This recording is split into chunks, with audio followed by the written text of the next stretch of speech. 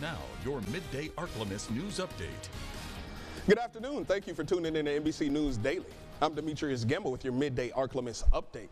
With more police being called to respond to mental health emergencies over the past decade, many agencies are creating specialized training for officers.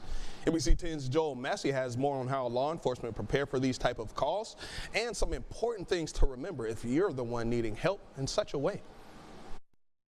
Crisis intervention training is an important part of the North Delta Police Academy, a program that every officer in the 12-parish region goes through.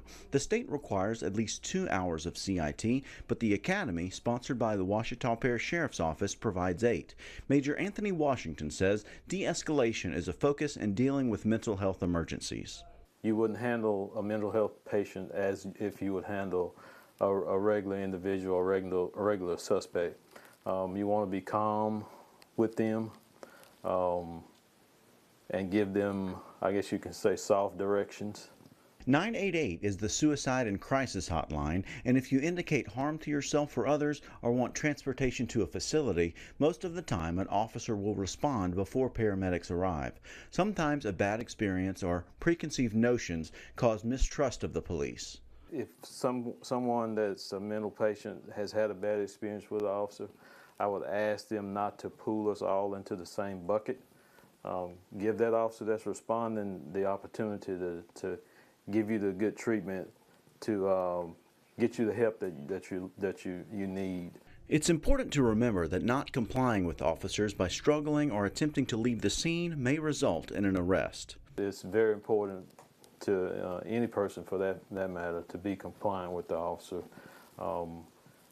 Even if we're coming to arrest a bad guy, all we want is compliance so we can move on, get you to where you need to go so we can move on and everybody go home safely. For your Ark-La-Miss news source, I'm Joel Massey.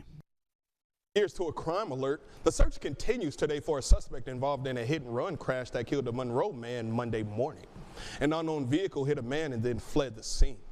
Police identified the victim as 62-year-old David Tucker of Monroe, who later succumbed to his injuries. Monroe police are asking the public for information on the crash and the identity of the person responsible. If you have any information whatsoever, call MPD at 318-329-2600, or you can call Crime Stoppers at 318-388-2274. Now to some new information this afternoon. U.S. Attorney General Pam Bondi has appointed Zachary Keller to serve as the U.S. Attorney for the Western District of Louisiana. Keller took the oath of office in Monroe Monday, where he was joined by family, friends, law enforcement partners, and students from West Monroe High School, which is his alma mater. Keller attended college at LSU and then earned his law degree from Yale Law School. As U.S. Attorney, Keller is responsible for overseeing federal criminal prosecutions and civil litigation involving the U.S. and the Western District of Louisiana. He will lead a dedicated team of approximately 70 federal prosecutors and staff located in Shreveport and Lafayette. And now, exclusive Storm Tracker Doppler weather with meteorologist Chase Ward. The clouds will increase out this afternoon, so we will be mostly cloudy. Now there may be a chance for maybe a light shower. Mostly in the Ark-La-Miss area, but model's been trying to indicate maybe a shower that could squeeze out in the Ark-La-Miss. That'd be about it. Honestly, dew points holding at lower 60s. May not be seeing a whole lot with it as they'll be battling dry air. Now overnight, clouds will still linger, but we'll gradually clear throughout parts of tomorrow. For Wednesday, we'll pick up on a little bit of sunshine. Then as we go into Thursday, there's going to be a chance for a light patch of shower possible with the upper level features and work. And then as we kind of go into Thursday night, we're going to clear out, and by Friday into the weekend, we're expecting plenty of sunshine.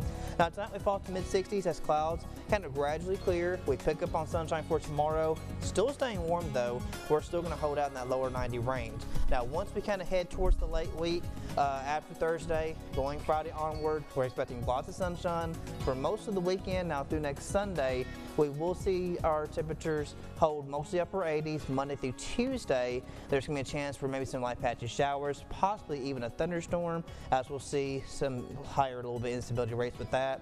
Lows themselves will continue mainly in the mid-60s. When you